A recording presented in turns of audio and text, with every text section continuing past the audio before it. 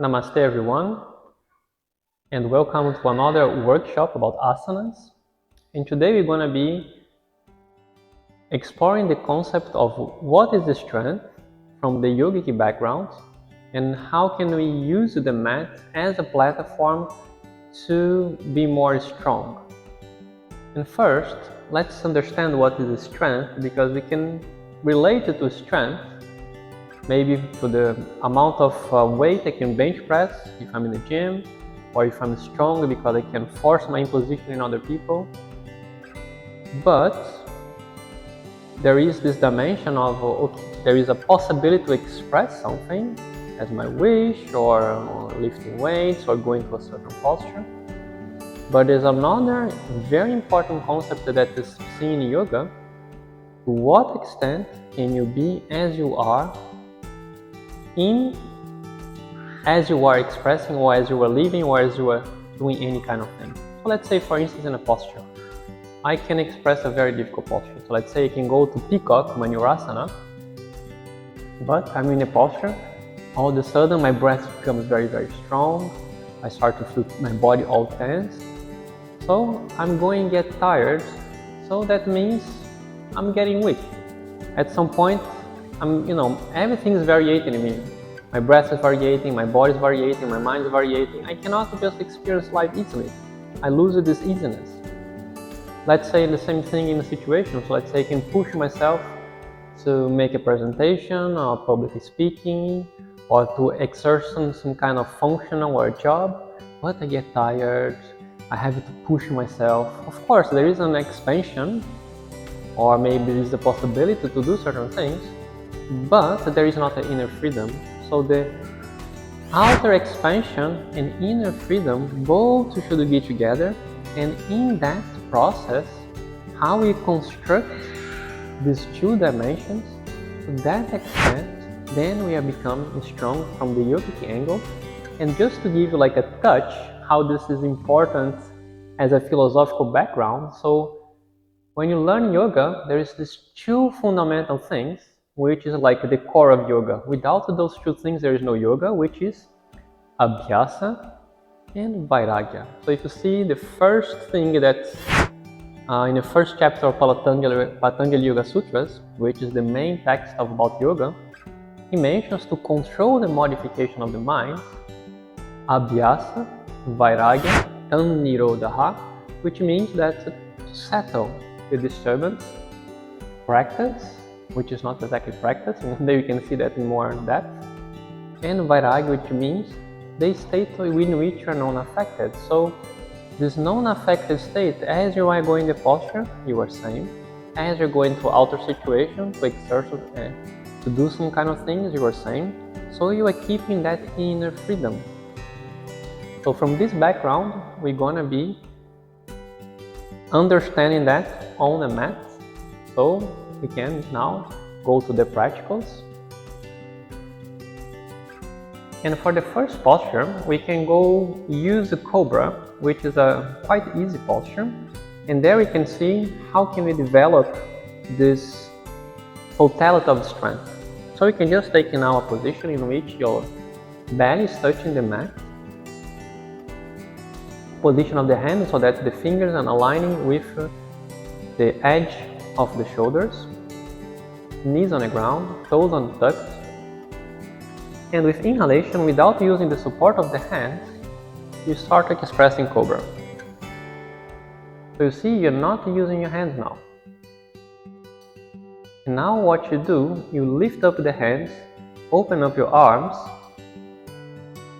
and now you start to pay attention in your toes, knee, in your bum, and try now to use the strength of your lower body so that you can sustain the posture. So you can do the posture using the strength of your spine. Now we are saying it's like we want to build up the strength so that you're not forcing a particular body part, because if you force, naturally going to be tired. So both should be merged. How long can you stay in a posture, and how far can you go to this posture? You should work in both dimensions. How long? By effortlessness. Then you are strong.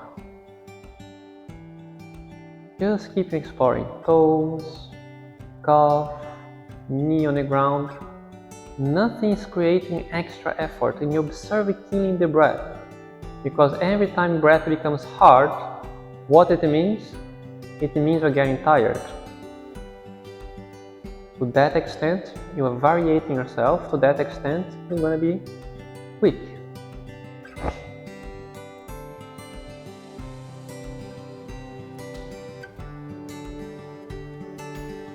And just slowly you can place now the hand on the ground.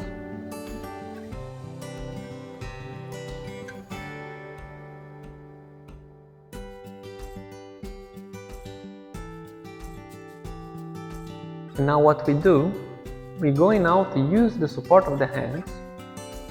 And with inhalation, you're going to express the back bending, the cobra, as far as you can, but you're not feeling pain on your back.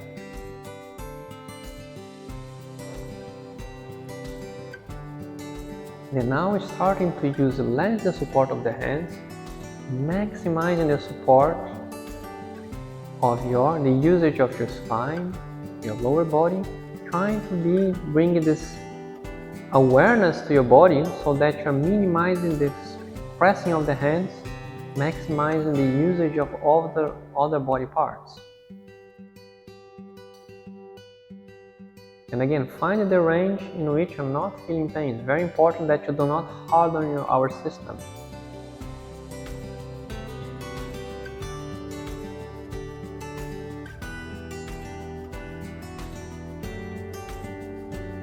And slowly you can release.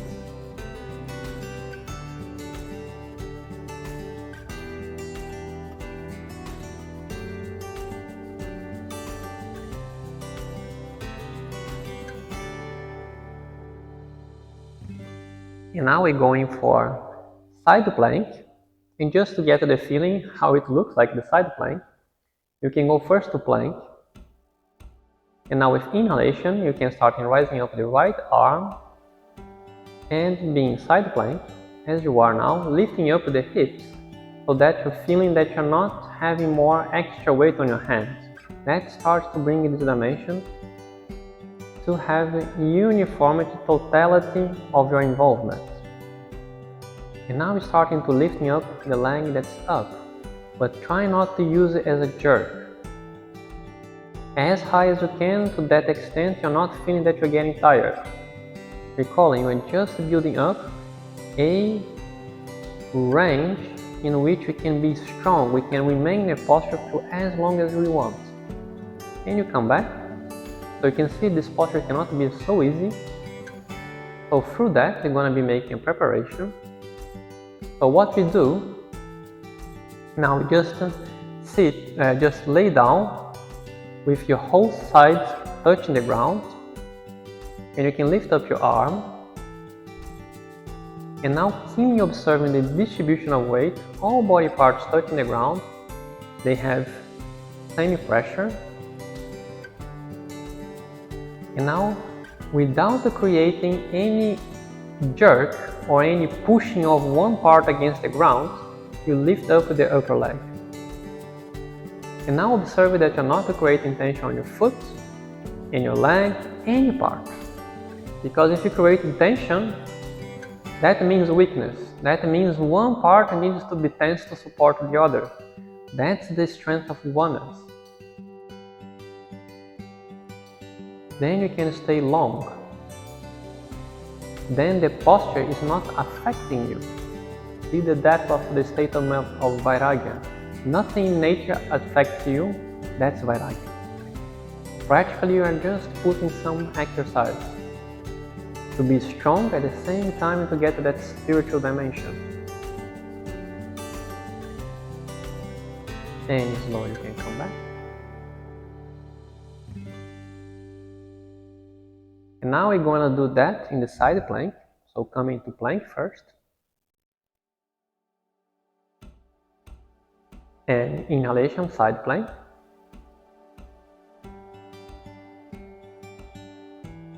And now with your next inhalation, you can rise up the upper leg, seeing that you're not bifurcating your body, separating your body, not tensing the foot, not tensing particular body part. That really comes to this self-reflection at your physical level. And just let the mind be relaxed, because if you tense the mind, you tense your body, you get tired, that's weakness.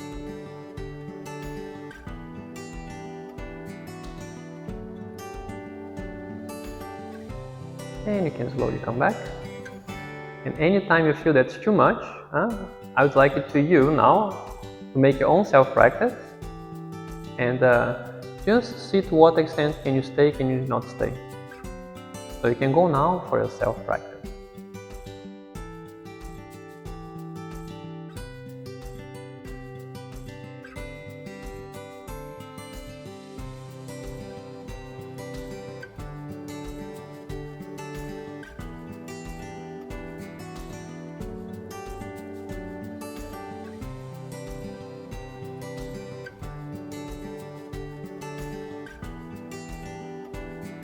Now we're going to be exploring another postures, and we're going for Trikonasana.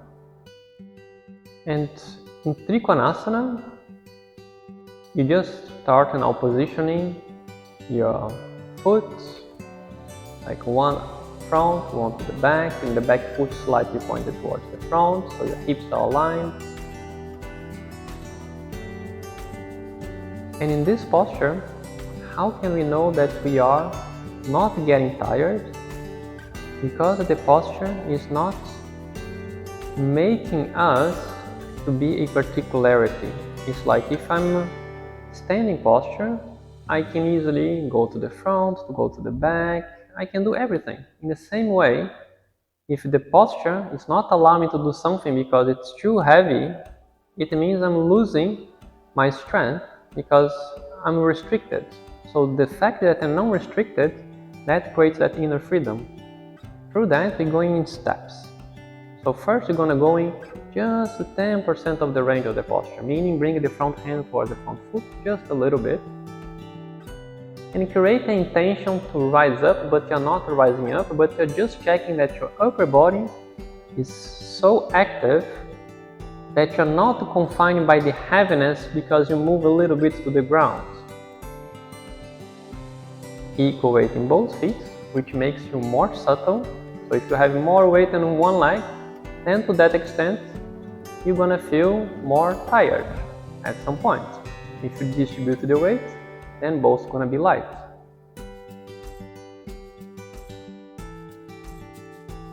And now we can go a little bit more, like 10% more. And just starting to feel to lift up. And you can explore now in your own range, going towards the floor, making the intention to lift up, but not intention, just to check that your upper body is active, so that you're not concluded by the heaviness of the posture. That builds up your strength, because you can go in and out, you're not restricted by anything.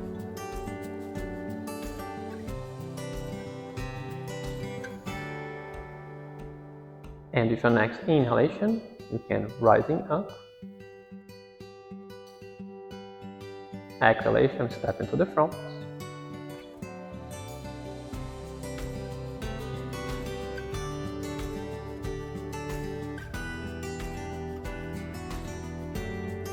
Yeah, so now we're going for Bakasana, which is considered to be a strength building posture, a posture we have some challenge. And we see how can we progressive in a way that we can build up unit-wise this necessary strength so that you're not getting restricted by the posture, or not being like tired by the posture. So with your next inhalation, first you can place the feet in V shape. And with inhalation, rising up with the arms in line with the ears. Exhalation, making a squat and placing the hands just in front of the feet.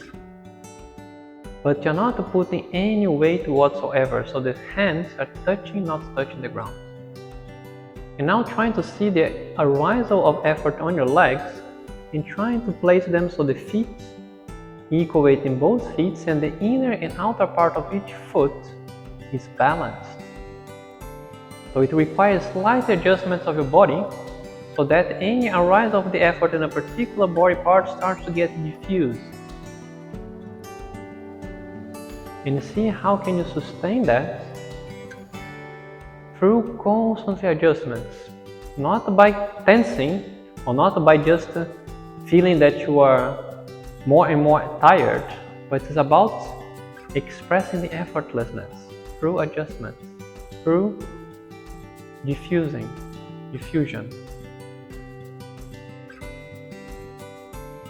And now you can rising up.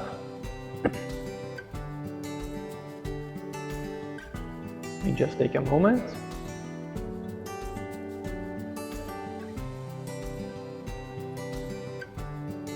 And now with your next inhalation, rising up with the arms in line with the ears. Exhalation, forward fold.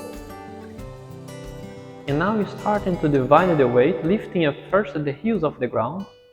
So just touching the toes and now the balance on your weight. So 80% of the weight now is in the hands.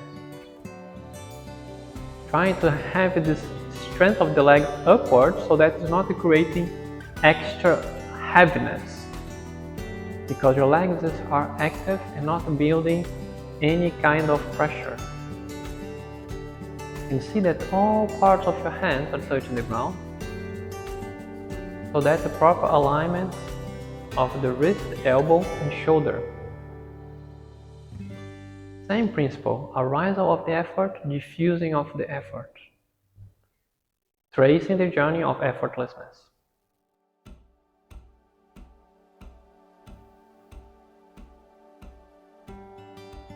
And with inhalation, rising up. Exhalation, lower the arms.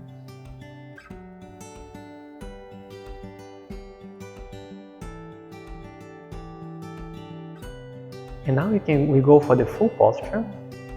So with inhalation, rising up with the arms in line with the ears. Exhalation, forward fold, placing the hands in front of the feet. Lifting up the heels, balance on your hands, active state of your legs, and starting to lift up. Both feet on the ground. And same principle, arise of the effort, aligning towards diffusion of that effort. Observing now the breathing, try not to tense anything. Relax the mind. So that even though in the arisal of the effort at the physical level is not creating struggle at the mind level. Recalling sameness, not affected, not restricted.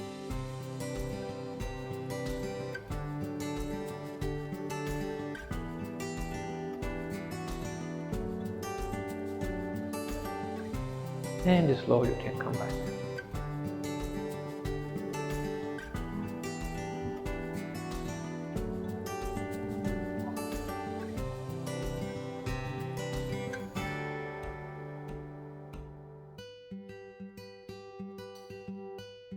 Now we're going to be exploring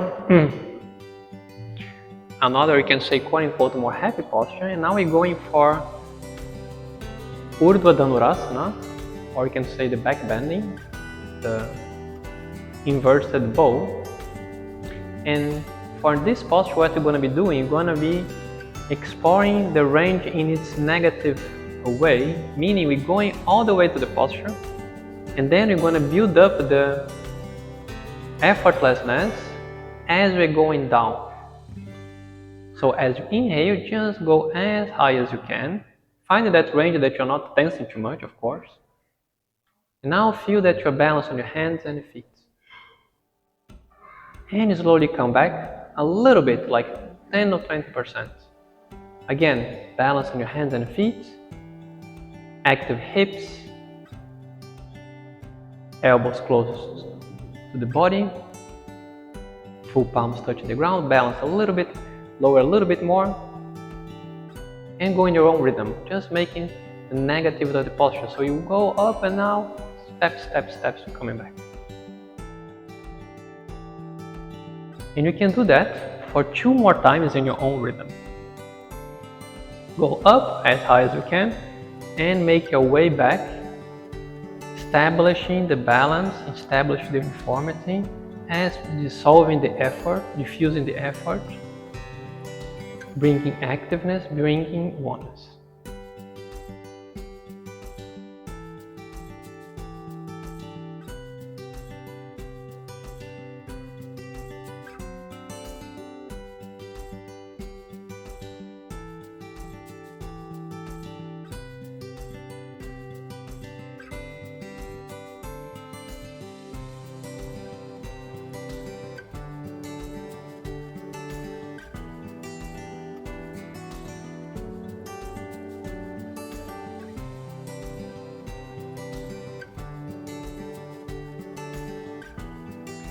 And now we're going to see how can we explore from the breath dimension in Ardha Chakrasana.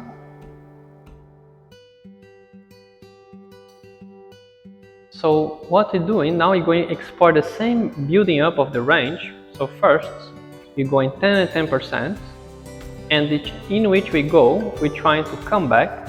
So we know that the heaviness of the posture is not overpowering us. So now with inhalation, placing the hands on the lower back, the feet in a slightly V shape. And with inhalation, sink the knees, extend the spine a little bit backwards. Make intention to come back, so you know that you can easily come back. Meaning you're not overpowered by the heaviness of the posture. And again, more 10%, slightly intention to come back. And you go to the point in which you do not feel too much effort. You're not now building the range, you're more building the possibility to be in a neutral state.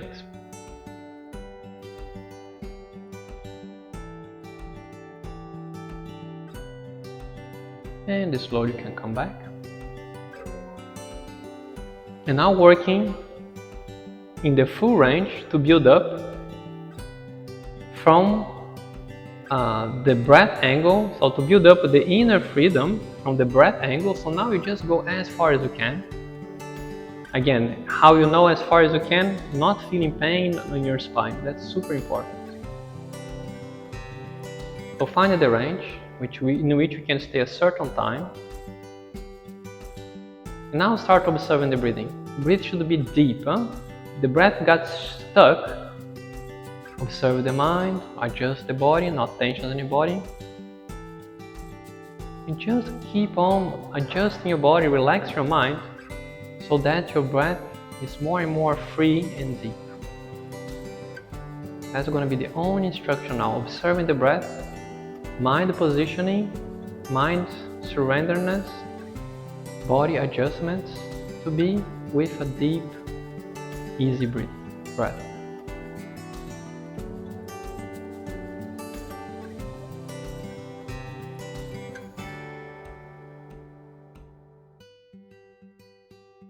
And slowly you can come back.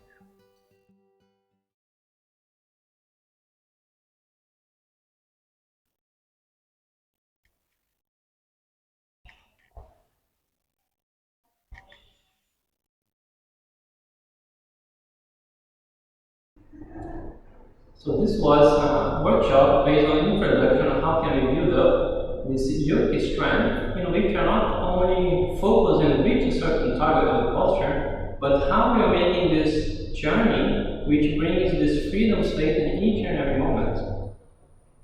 Because as we said, it's not only about what we do, but how we do it. And to cultivate that inner freedom, which builds up that easy breath, that body which is light and flexible, the mind which is in presence with all, not restricted. That are some tools in which you can adopt in your practice. So today we saw some of the tools. And one thing is important, that if you are just focused on reaching the posture, it will build a certain strength in the sense that you will be able to do things like lifting weight, like we said in the beginning. But what would be the existential implication of that? Imagine that you are pushing hard in your body, so you create tensions. you must start to get more widgets. It's not only that, pranic nadis, the pranic channels, also going to be closed to the blockage in your energy flow, which brings you less expressiveness. Your mind is going to be more restricted, which brings more egoistic expressions. So from this existential angle, also to understand that yoga leads to expansion, to freedom, to the place in which there is like a blooming, not a condensation. So yeah, if you want to explore the dimension, this is some of the tools. I hope you enjoy. And if you'd like to see other guided practice, there is only guided practice with certain themes and angles, and some workshops like this. So feel free to make any questions, and I wish you all a very nice and pleasant day. Namaste.